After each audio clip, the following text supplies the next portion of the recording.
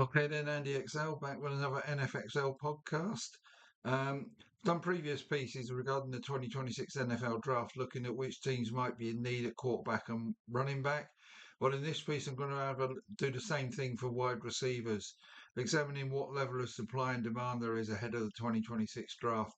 With wide receivers, it's a bit more complex need wise, as some teams want a wide receiver one, some are after a wide receiver two, or even a wide receiver three. Some want a specific slot receiver type.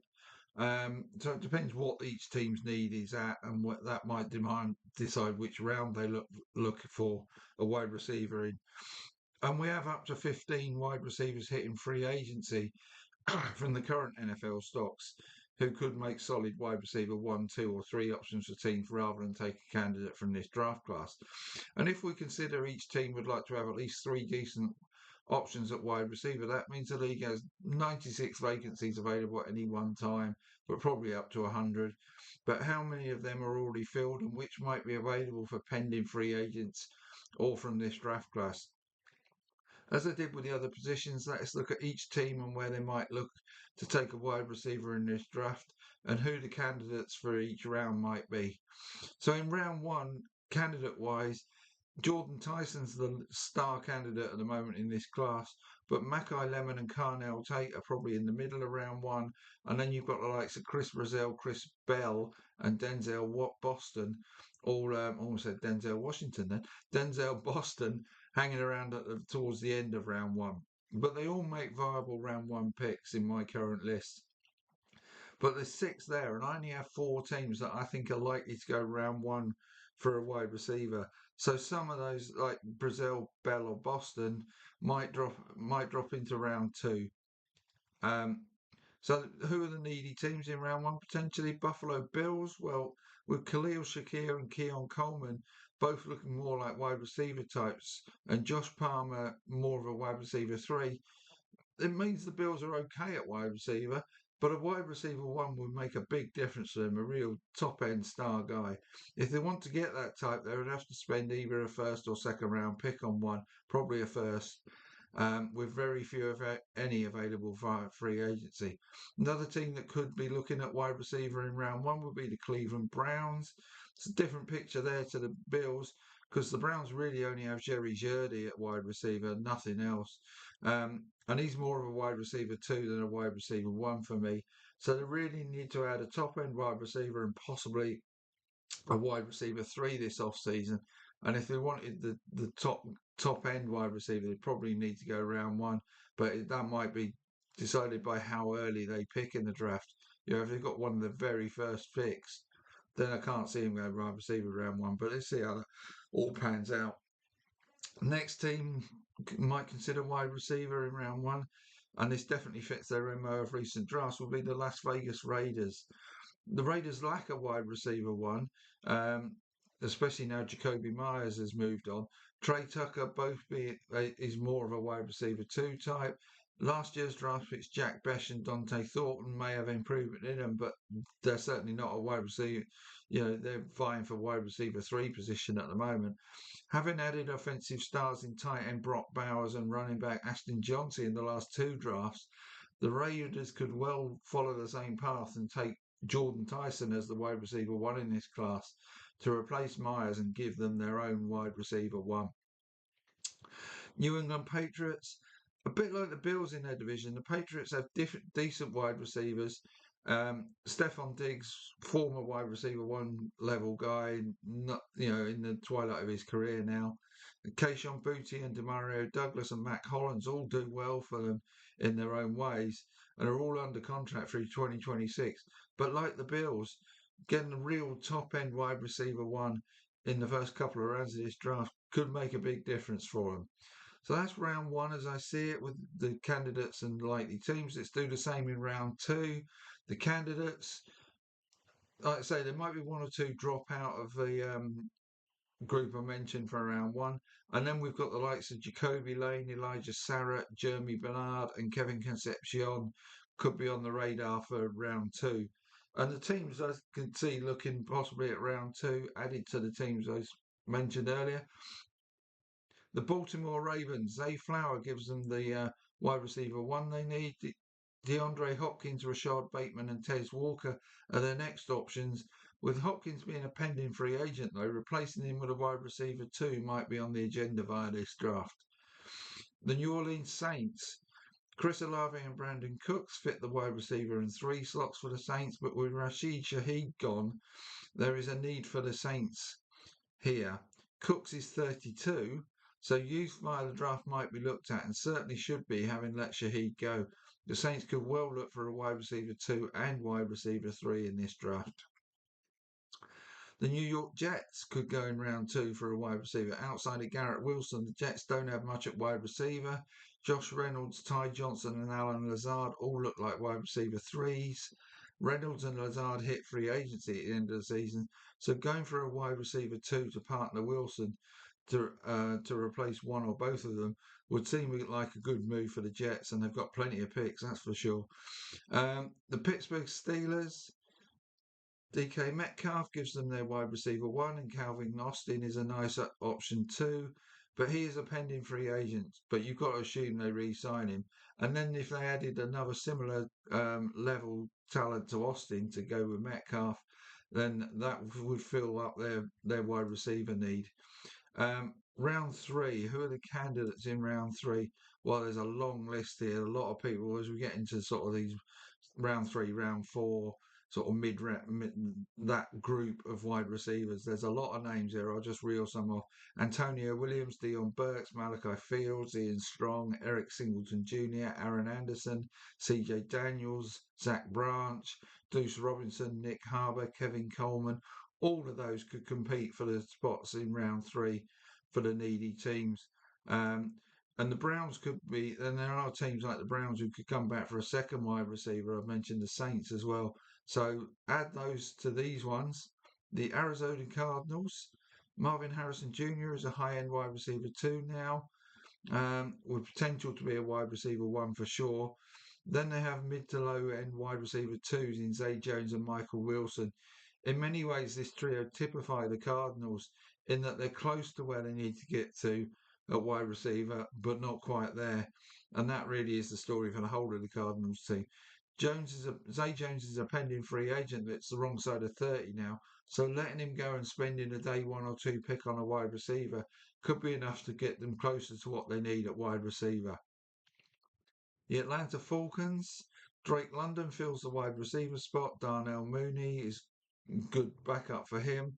But adding another like Mooney, that sort of level of talent would certainly help the Falcons at wide receiver. Philadelphia Eagles. Well, A.J. Brown and Devonta Smith are as good a pair of wide receivers as any team has in the league, both wide receiver 1 level, those two. Jahan Dotson, though, will hit free agency this off-season. So drafting a wide receiver could be on the cards for the Eagles, both to improve their depth there, something better than Dotson, and succession planning, a bit like Tampa Bay have done with Emeka Egbuka, behind the oft-injured this season, Mike Evans and Chris Godwin. So, it makes sense for the Eagles to look at a wide receiver on day 2. The Washington Commanders, they're another team with 2 wide receiver 1s in Terry McLaurin and Deebo Samuel. And they also have Luke McCaffrey, Chris Moore, and Jalen Lane.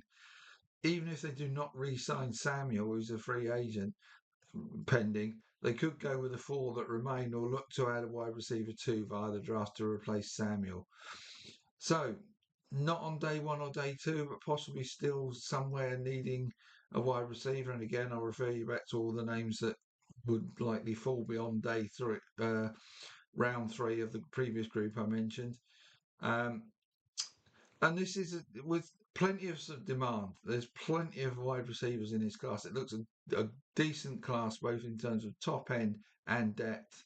So savvy teams who, with what I'm trying to say is, with supply outdoing demand, there could be candidates dropping into day 3 that really shouldn't have dropped that far. So savvy teams may hoover up the remaining value as it drops into round 4.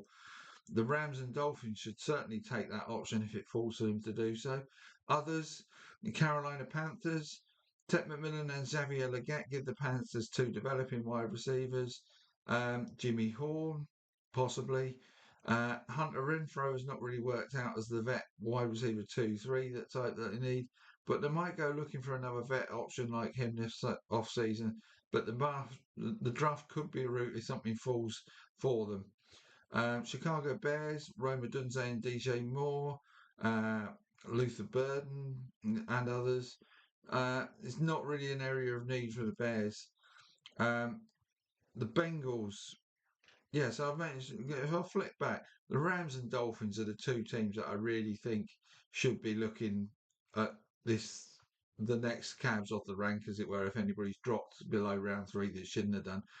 And I'll carry on going alphabetically now. The Bengals, um, Jamar Chase, T. Higgins, and Andre Osivas give the Bengals all they need. Dallas Cowboys, well, they've got CeeDee Lamb and George Pickens, plus Jalen Tolbert, Kevontae Turpin, Ryan Flournoy.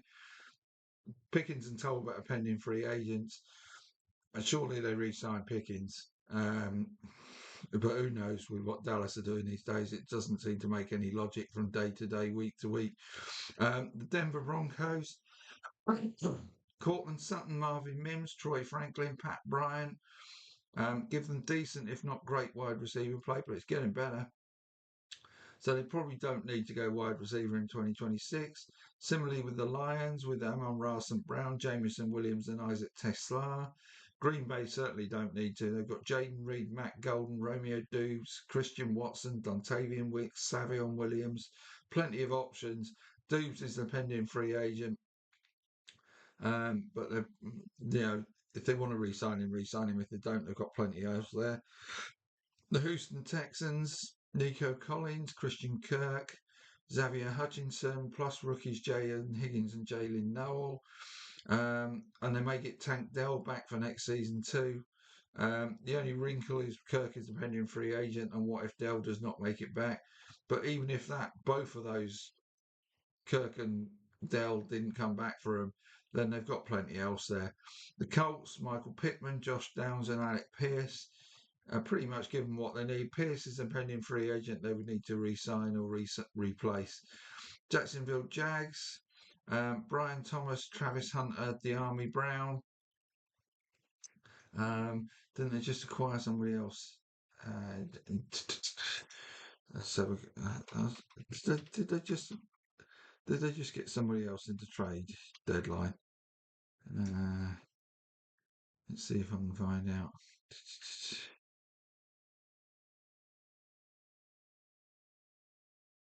Jacoby Myers. That's what I was thinking of. I knew I was thinking of somebody. Yeah, they've got Jacoby Myers now. Now he would be a free agent still at the end of the season, but potentially they've got any way you look at it, the Jags should have what they need.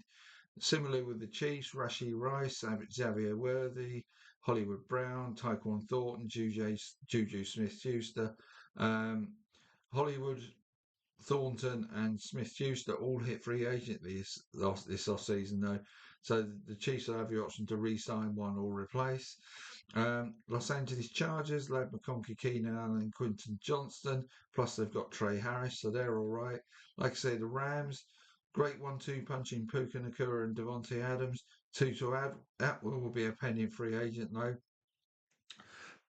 They've also got Jordan Whittington and Kanata Mumpfield, but with Adams getting up there in age, again, they're an option there. If somebody drops, like I said earlier, them and Miami are about to come on to, if somebody dropped to them in round 4 that shouldn't have dropped that far, they may be wise to take them. Miami Dolphins, as long as they keep Tyreek Hill and Jalen Waddle, they have plenty of quality at wide receiver. Nick Westbrook-Ikhini's not a bad wide receiver earlier either. So if they keep all of those on board, they're probably all right. If not, then they're going to have a need at wide receiver for sure. But they might look in round 4 if one drops to them as well. Minnesota Vikings, well, Justin Jefferson and Jordan Addison certainly get the job done for them. Even though Jalen Naylor and Adam Thielen are pending free agents, they'll probably re-sign one of them and they're all right, probably Naylor. New York Giants, Malik Neighbors, Wan'Dale Robinson, and Darius Slayton plus Jalen Hyatt give the Giants what they need. Similarly with the 49ers, Brandon Aiyuk, Ricky Pearsall, Juwan Jennings, Kendrick Bourne, Demarcus Robinson, Marcus Valdes-Scantling, Sky Moore, any number. 3 of those, Jennings, Bourne and Moore, are all free agents, but there's plenty there for the 49ers to choose from, so no need. Tampa Bay Buccaneers, similarly, get Mike Evans and Chris Godwin healthy. Rookie sensation Emeka Egbuka, he's going to be a force to reckon with for years to come. Mike Evans is a pending free agent though, but given his loyalty to Bucks, you would imagine a deal gets done to keep him. And don't forget Jalen McMillan, can he make it back from that nasty neck injury? But anyway, around the Bucks should be okay. The Titans, Calvin Ridley plus rookies at Alec Ayamanor and Kiemere DK, and they've also got Van Jefferson. The Titans have plenty of other needs ahead of wide receiver by the look of it. So that's how I see the wide receiver picture in terms of needs and candidates. I think supply outdoes demand here. So 4 or 5 in round 1 would be what I'd say. And then a gradual drip down through the rounds with some potential value in round 3 and round 4. So there you go. That's that. I'll come back with a similar piece on tight end soon. Hope you enjoyed that. Cheers.